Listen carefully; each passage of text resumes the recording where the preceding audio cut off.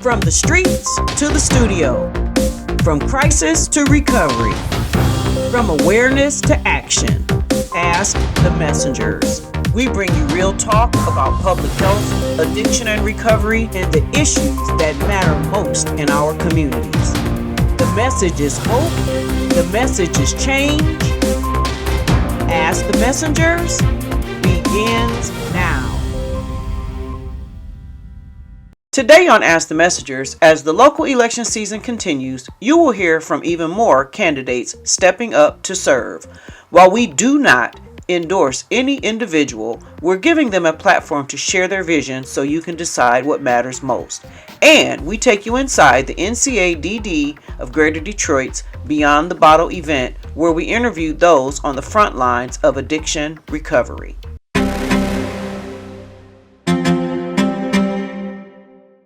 Can you tell our viewers a little bit about your mayoral candidacy and what your plans are for the future for the city of Detroit? We already know that you do a ton of things in the community, but what's next? What makes your position different than any other candidate? Well, I come with a track record of doing things for this city already, actually getting things done that has directly changed the lives of so many residents. And I'm excited because there's only so much you can do as a city council member.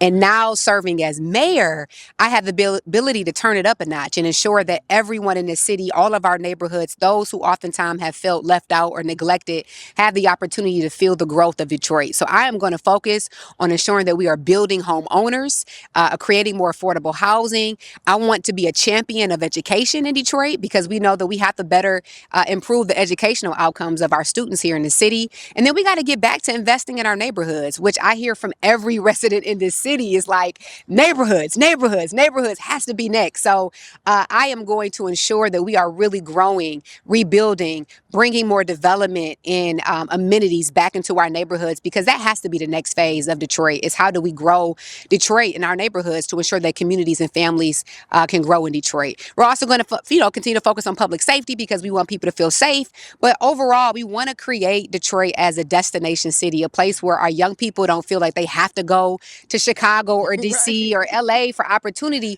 They can literally find it here. Their whole dreams can be realized and their purpose can be fulfilled in Detroit if we create that environment for them to stay. I think it's amazing because we actually cover the homeowners assistance program that you all, it was a ton of people there, but I mean, you were involved in that as well. So I see the fruits of your labor. How is it seeing some of those individuals, kind of the recipients, like receive those fruits? It makes it all worth it because, people oftentimes say, what's your why? Why do you do this? Why mayor? And it's really because you have the ability to change people's life. You have the ability to make a positive impact in this city. And so every time I see someone get access to a program that I created or get access to an affordable housing unit or receive grant funding from the home repair grant program or the beautification grant, it just makes it all worthwhile because that is what government is supposed to do. Serve and deliver for the residents and improve their quality of life. And now I'm excited to be able to turn it up a notch, go a little bit deeper and get more things done for everyday Detroiters serving now, hopefully as mayor. Well, we've seen you as the councilwoman president and all the things that you've actually done. And we've been a part of actually reporting on it.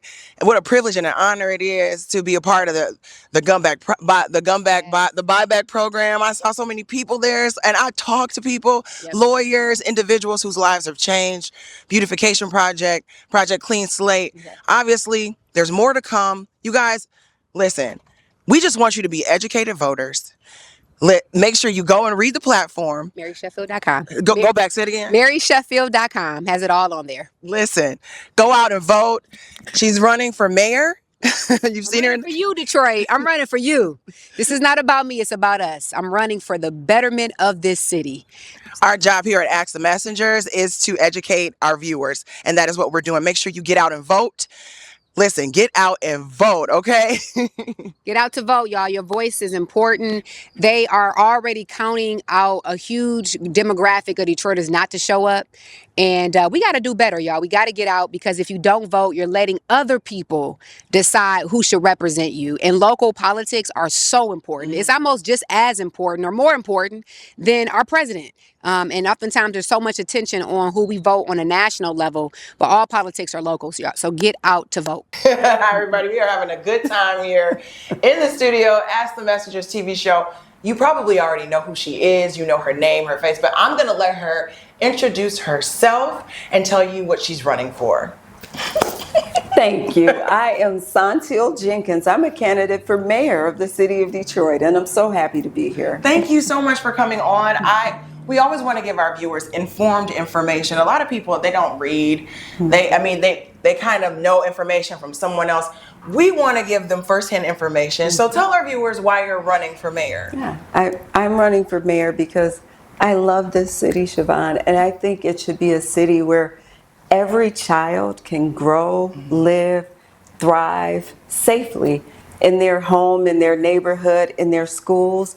And as mayor, I want to be a mayor that is making neighborhoods across the city of Detroit ones where children can grow, live, and thrive and achieve their greatest dreams.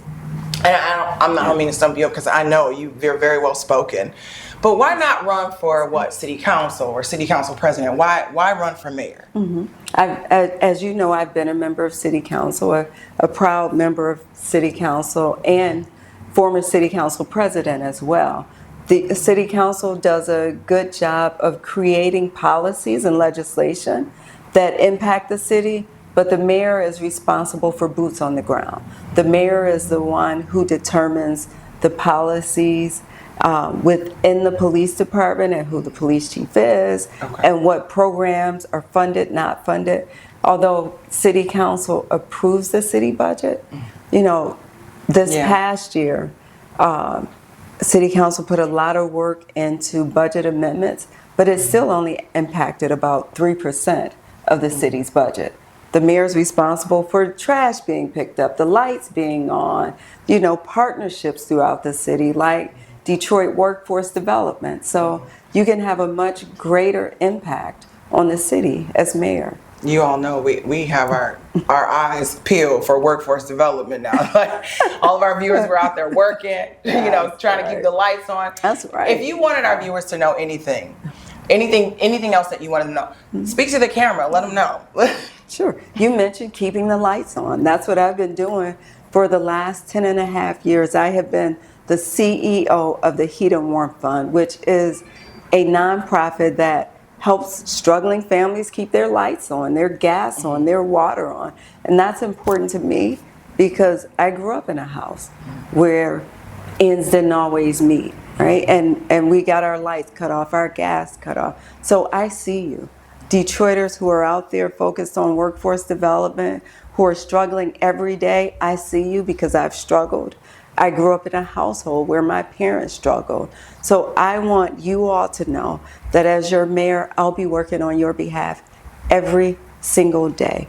I've dedicated my entire life to serving citizens in the city of Detroit, and that would not change as mayor. So is it safe to say you're here for the underdog? I think it is safe to say, yes, that I've spent my life for the underdog, right? And to make sure that giving voice to the voiceless, right? Sight to the unseen. It's my passion. Yeah. You guys want to know more information? Stay educated. Stay tuned. Where can they get more information about your platform, about you? Yes, you can go to santiljenkins.com, and y'all, there's no H in my name. It's SAUNTEELJENKINS.com. Please keep thinking Jenkins and go to santiljenkins.com to learn more. We want you to stay informed. Most of all, we want you to be involved. You guys have rights. Get out and vote. Are you ready? On the count of three, I want you to say with me, get out and vote. Are you ready? Let's do it. 1, 2, 3. Get out and vote.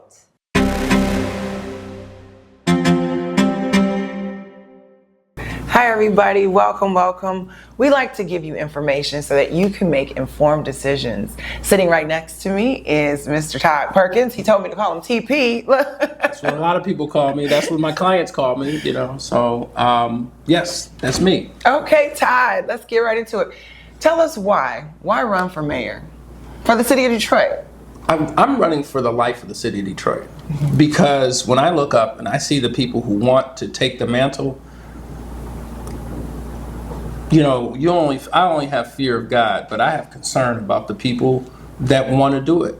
And I have to be the advocate and be the representative for the city of Detroit and bring the idea of leadership back to the city of Detroit that's long since been forgotten.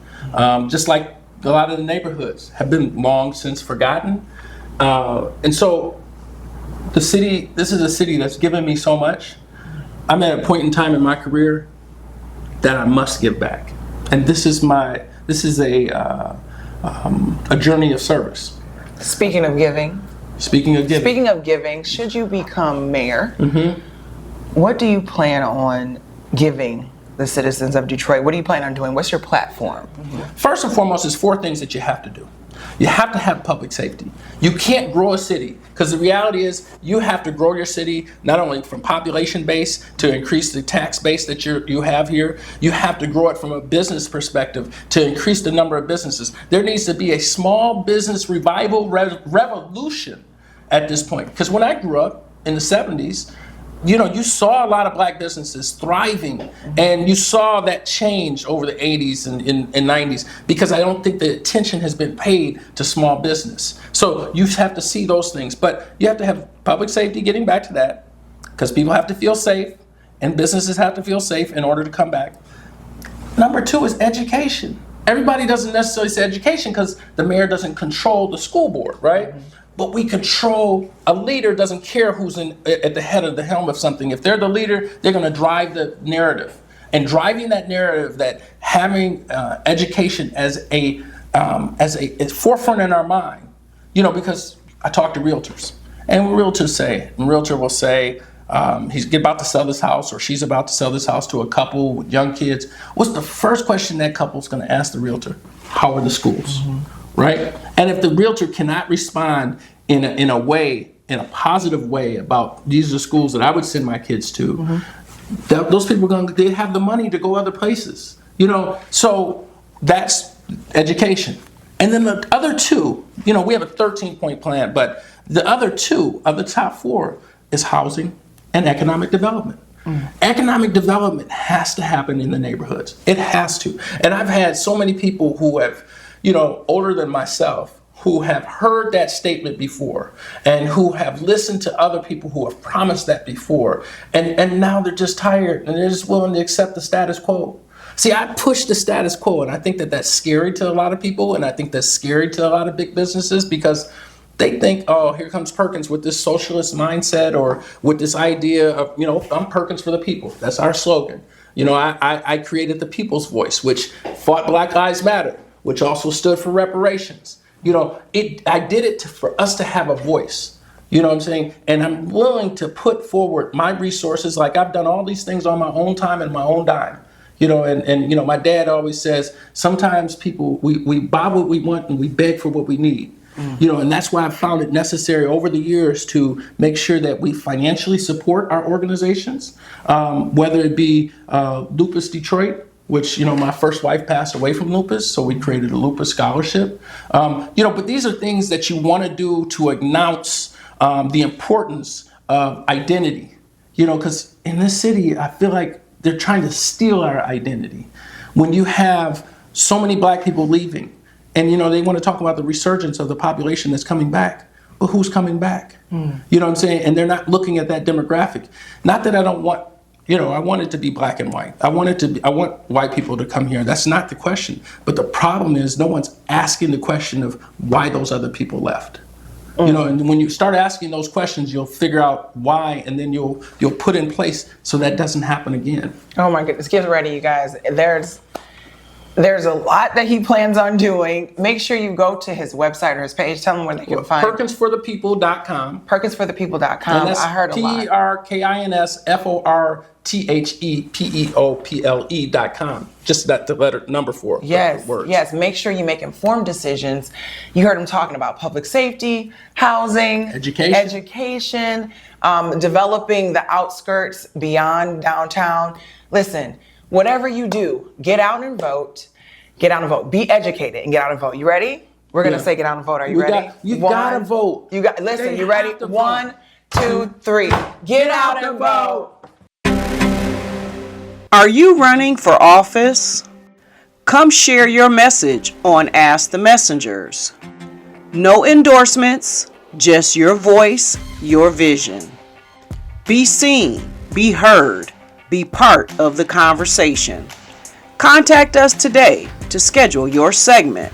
AskTheMessengers.org. We are here at the NCADD Beyond the Bottle. Obviously, we're talking about substance abuse. Tell our viewers your name and kind of what your presentation was all about. Sure. I'm Kelly Herko. I'm a cancer epidemiologist, an assistant professor at Michigan State University on our rural campus in Traverse City, Michigan.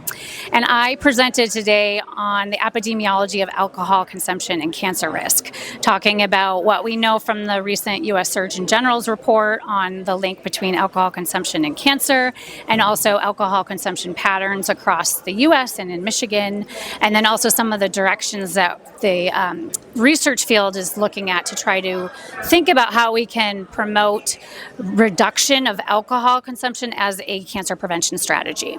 But the thing is, a lot of people don't consider alcohol usage as a problem, not like crack or other things. They don't look at it as like a substance abuse issue.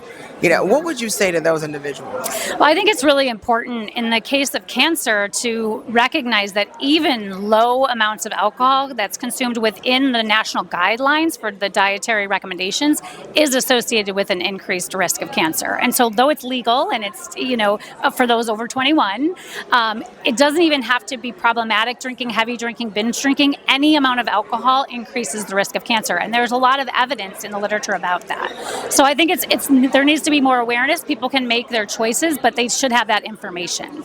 It's so interesting. When people want to do something, they kind of reason away. They reason away facts. They reason away issues. What do you say to individuals that say, hey, you know what? You can't make cancer singular to something. What about maybe it's probably what you ate? How do you actually talk to those individuals who are reasoning away like cancer could be from so many other things?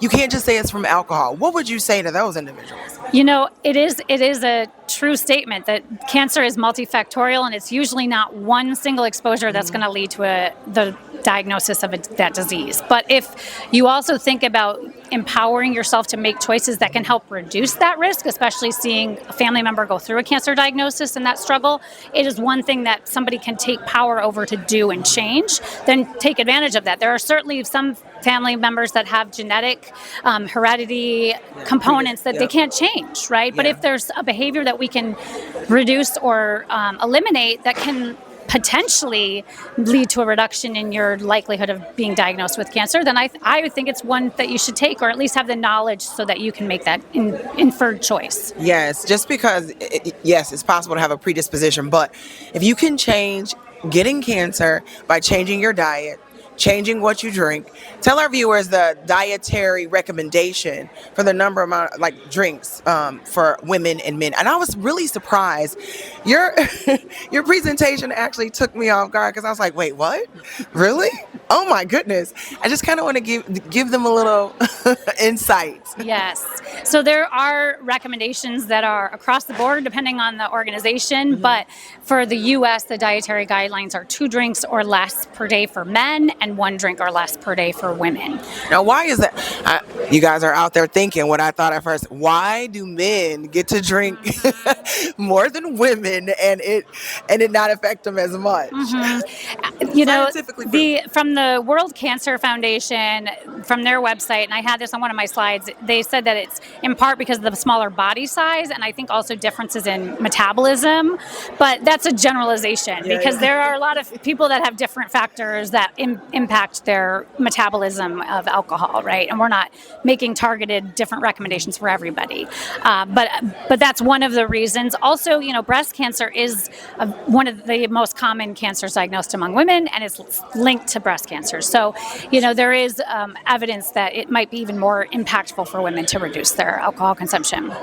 Wow, drinking can be linked to breast cancer. You guys, you got to listen. Hey, I'm sitting here with the doctor, and when I said she had a wealth of information, why not make changes? Yeah, I mean, there are other things that can be more harmful in the news and in the media, cocaine, crack, things like that. But substance abuse includes weed, it includes edibles, it includes alcoholism, and it is a real problem. Absolutely. And I think for cancer risk, it's even low levels of alcohol consumption that are linked. So it's not even the problematic heavy drinking or binge drinking that is associated. Now you have that information. You are responsible. Once you get the knowledge, then you're responsible to listen and to adhere. Thank you so much, doctor. We're trying to get our viewers informed. And thanks to NCADD, we're all getting educated. Thank you. We are here at Beyond the Bottle with Mark Sanders, who had a wealth of information. Winner of multiple Lifetime Achievement Awards. Listen, author. I mean, you've started programs that I can't even. There were so many things that you've accomplished. But being here, what does this mean to you, this conference? Yeah, well, it means everything. First, to be able to be in Detroit, as I mentioned, this was my place of vacation. But secondly, people really have drink more than other drugs, die more from other drugs. And I'm actually here representing two people. One, my grandfather, who had cirrhosis of the liver, and it ultimately took his life. And secondly, I have a friend, get this, that me and this friend talked at least once a week for 50 years. And ultimately, alcohol took every organ of his body. What he really loved was cocaine. But he had to stop that because he was in the union. So alcohol took every organ in his body. And ultimately, that's how he died. The good news is I was the last person he talked to on the phone before he died. So it provides an opportunity for me and helps with grief. Anything I can remind people that alcohol is still a drug. So can you tell our viewers possibly like one of the programs that you created or are a part of? You know, one program I'm really proud of is I was working with youth in Chicago, and there's not a whole lot of treatment for adolescents in Chicago. I don't know how much treatment there is for teenagers with drug problems in Detroit. Is there a lot? There's hardly any in Chicago. So I set up a program where young people could like cooperatively recover together. So we started having a party for them, this community of teenagers, every time they collectively put together 1,000 days of recovery. Think about it. That youth right there has 700 days. That one has 299. That one over there has 1 day of recovery. Together, they have 1,000 days of recovery. Let's have our party. And so what we were teaching is that getting high is not the only way to have celebration. You can also celebrate recovery, right? And some of these young people, I started working with them like 10 years ago. They're putting together 5 and 6 and 7 years of recovery. We just sort of primed the pump for recovery, and now it's taken on a life of its own. Change the success rate then. Yes, and as I mentioned earlier, the earlier you start receiving help for it, the earlier you resolve it, sure. If you could say anything to our viewers out there who maybe they think that alcohol is not as big of a problem as cocaine, crack, opioid use, or things like that, what would you say to those viewers? Yeah, so that we have the numbers, right? And we all have these loved ones who ultimately alcohol took their life, right? So my message is that recovery is possible. It's happening every day. And like there's a woman named Tonir Kane. She's like has a powerful public story of trauma, right? And recovery. And she said, as long as there's breath, there's hope. So if you have a loved one that has an alcohol or drug problem, other drug problem, and it seems like there's no hope, I agree with her. As long as there's breath, there's hope. Thank you so much. So we should never lose hope. Say that again? We should never lose hope. You guys, let's say it together. We should never lose hope. That's right. Well, that concludes this week's episode of Ask the Messengers, and we're asking you to take a moment to subscribe to our YouTube channel, follow us on Facebook and Instagram. Thank you to our guests today, and we hope the information shared will be of some help to you, your family, and your community. Thank you for tuning in. Until next time, stay strong, stay kind, and keep standing for what's right. See you next time, right?